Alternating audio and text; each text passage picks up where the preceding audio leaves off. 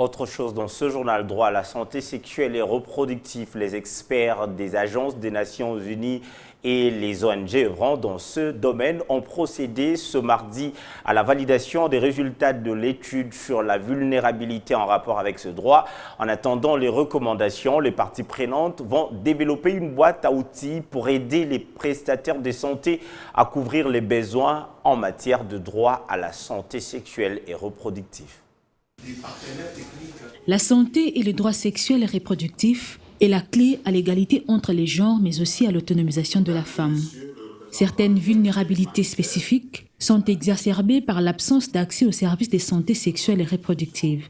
C'est ainsi que les parties prenantes nationales œuvrant dans le secteur humanitaire ont analysé les consensus sur les outils d'évaluation à cette question. Ensemble, ils ont aussi vulgarisé les résultats par rapport aux besoins ressentis des populations sur terrain pour l'amélioration de l'action humanitaire.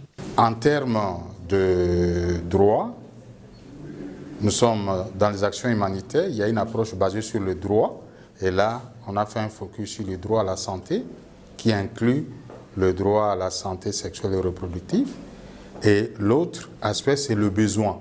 Et là, pour avoir une approche consensuelle, on doit avoir un outil consensuel d'évaluation de besoins qui permet d'adresser le besoin par des interventions spécifiques.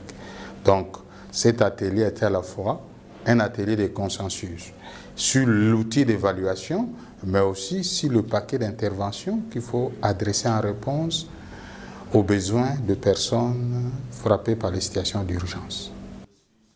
Conscient des besoins uniques des populations confrontées à ce type de situation, une boîte à outils pour aider les responsables de programmes humanitaires et les prestataires de santé a été mise en place pour couvrir les besoins en matière de santé sexuelle et reproductive. Dans les actions humanitaires, les réponses doivent être en adéquation aux besoins ressentis.